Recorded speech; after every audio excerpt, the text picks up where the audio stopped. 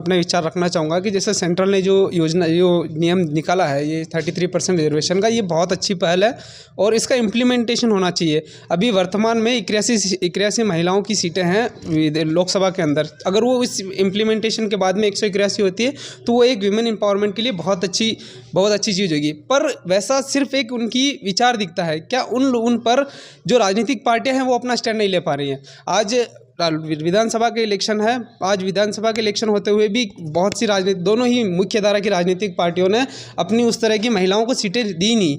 जब आप सीटें ही नहीं दे रहे हो तो आप उस 33% रिजर्वेशन का कोई सार नहीं बैठता। जैसा कि हम देखते हैं पंचायती राज के अंदर 50% रिजर्वेशन महिलाओं को होता है, बट उस रिजर्वेशन के होने के बाद भी वो उन पर शासन करने का काम उनके परिवार वाले करते, ये करते वो करते, तो क्या उससे महिला एम्पावरमेंट होगा? ये इस पर एक बहुत बड़ा प्रश्न रहेगा। जब तक आप अपनी तरफ से पहल नहीं करोगे, आप भले ही कितने ही नियम बना लो, लेकिन जब आप अपनी तरफ से पहल कर उनको टिकट्स ही नहीं दोगे, जब तक आपको टिकट्स नहीं दोगे तब तक, आज भिलवाड़ा के अंदर 7 विधानसभा क्षेत्र हैं, एक भी महिला नहीं है टिकट एमएलए का चुनाव लड़ रही हो जिसको टिकट दिया गया हो।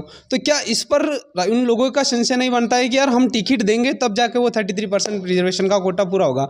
एक कंपलसरी मेजॉरिटी को कुछ चीज़ कर देने से क्या उस तरह की महिलाओं का एम्पावरमेंट जिसकी बात सेंट्रल गवर्नमेंट करती है, क्या वो इम्प्लीमेंट हो पाएगी या नहीं हो पाएगी? ये एक बहुत बड़ा विषय रहेगा। उसके अलावा बहुत सारे रीजंस हैं जिससे एज ए लॉ स्टूडेंट मैं जो चीज़ों पर मानता हूँ, उसमें बहुत सी चीज़ें ऐसी हैं, जैसे इन्होंने इम्प्लीमेंटेशन की बात की। इम्प्लीमेंटेशन पर मैं एक चीज़ कहना चाहता हूँ कि जब तक लोगों को जागरूक नहीं किया जाएगा लॉज के प्रति, कानून के प्रति, देश कॉन्स्टिट्यूशन से चलता है, लोगों को कॉन्स्टिट्यूशन नहीं पता। आज आधी से ज़्यादा पॉपुलेशन को ये तक नहीं पता है कि आर्टिकल 14 क्या होता है। क्या होता है हमें भी नहीं पता है, बताइए, हमें जागरूक कीजिए। समानता का अधिकार होता है, आर्टिकल 14 समता का अधिकार होता है। जी, राइट ऑफ इक्वलिटी होता है कि भाई आप हर इंसान को इक्वल ट्रीट करो, इक्वल होनी चाहिए। बट क्या महिला और पुरुष इक्वल हो रहे हैं? जब आप पॉलिटिकल इक्वलमेंट नहीं दे रहे हो तो ये कहाँ से पॉसिबल हो जाएगा कि वो इम्प्लीमेंट उनकी एम्पावरमेंट की बात कर सके? तो हर लोगों को तो पता होता नहीं है कि कानून क्या है या क्या, कौन सा आर्टिकल निकल रहा है, कब क्या नया बन रहा है। आप लॉ स्टूडेंट्स हैं, आप उसे बताने के लिए आप कैसे अवेयरनेस फैलाएंगे?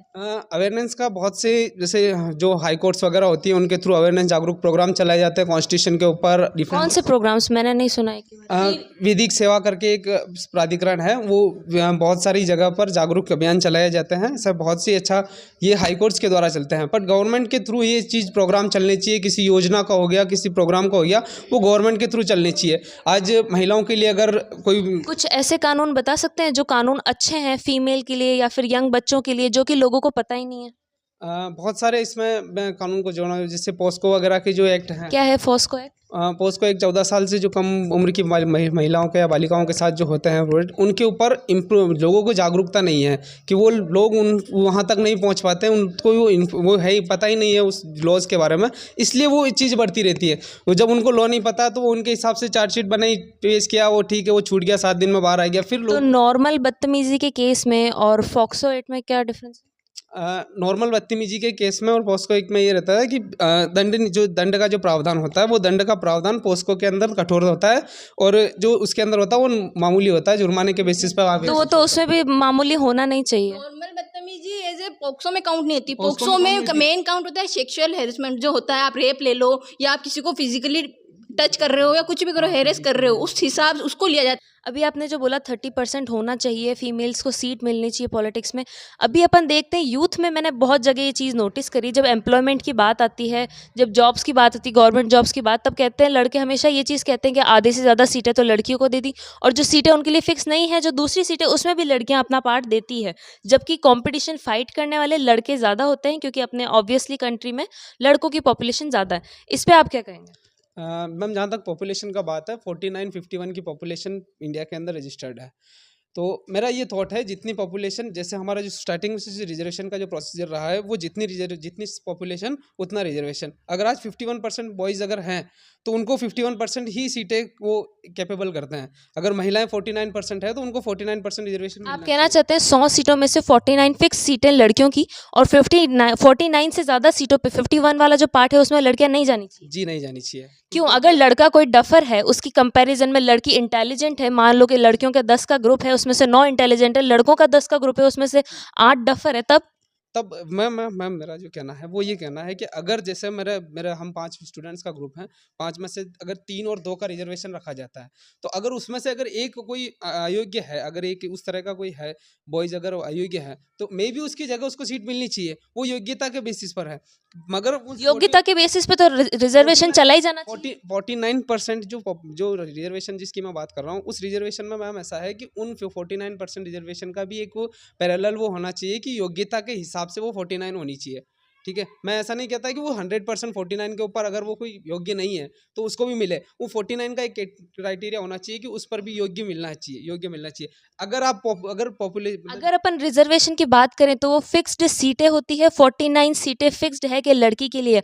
अगर 49 की जगह सिर्फ 39 लड़कियां इंटेलिजेंट है और वो उस सीट को डिजर्व नहीं करती, बची हुई 10%, तो भी वो सीट उनको मिलेगी। इसी को रिजर्वेशन कहते हैं। जी, मैं यही कह रहा हूँ जी, मेरा जो पॉइंट ऑफ व्यू वो यही है कि अगर वो योग्य नहीं है, पर आप ये कह रहे हैं कि 49 होनी चाहिए। जी होनी तो चाहिए, 49 होनी चाहिए। 49 पर मैं अपना स्टैंड लेके बता रहा हूँ आपको कि 49 इसलिए होनी चाहिए कि जो रिजर्वेशन का जो क्राइटेरिया आपने बना रखा है पहले से, जो रिजर्वेशन 70 सालों से जो चला आ रहा है, उस क्राइटेरिया पे मैं बात कर रहा हूँ आपको। जैसे उस क्राइटेरिया के अंदर अगर कोई जनरल कैटेगरी की कोई महिला है, ठीक है, अगर वो जनरल कैटेगरी की महिलाओं के जैसे जो रिजर्वेशन, महिला रिजर्वेशन की जो मैं बात कर रहा हूँ, वो रिजर्वेशन जैसे जो कास्ट रिजर्वेशन जो चला आ रहा है उसी बेसिस पे होगा। आप ये नहीं, अब मैं आपको ये नहीं कह रहा कि वो 33% में से जनरल अलग है, ओबीसी अलग है, एमबीसी अलग है, वो क्राइटेरिया वही है। जैसे अगर एससी के लिए 17% सीटों का अगर 17 सीटें अगर रिजर्व है, तो वो 17 सीटों पर केवल 17 महिलाओं की, 17 अगर महिलाओं के लिए रिजर्व है तो वो 17 उस कैटेगरी की महिलाओं के लिए रिजर्व हो। मेरा ये पॉइंट ऑफ व्यू है। आप जैसे कास्ट जो आपने जो रिजर्वेशन का जो क्राइटेरिया बना रखा है, उस क्राइटेरिया के अंदर मैं ये बात कर रहा हूँ, अगर आपके जहाँ योग्य नहीं है, वहाँ आप जागरूकता लाओ उस चीज़ के लिए कि यार आप योग्य बनो। आज लिटरली एक चीज़ है, हमारे कॉलेज में एसटी की बहुत कम सीट है, ठीक है, एसटी की सीटें वो योग्य नहीं है इसलिए नहीं आ पा रहा है। बट जैसे जो हमारे जो कॉलेज में न्यूनतम एडमिशन है 42% के अंदर कोई गर्ल्स आई हुई है, बॉयज़ आया हुआ है एसटी कैटेगरी का, और 42 और 71 के अंदर 79% के अंदर जनरल कैटेगरी का। तो अगर आप योग्यता की बात करोगे तो क्या वो कैटेगरी तो आप कह रहे हो कास्ट रिजर्वेशन हटा देना चाहिए, जेंडर रिजर्वेशन जेंडर रखना चाहिए। रिजर्वेशन की मैं बात करता हूँ कि जहाँ अगर कास्ट रिजर्वेशन अगर आपको उसी प्रारूप में रखना है तो फिर आप ये 49-51 का फॉर्मूला नहीं अपना सकते।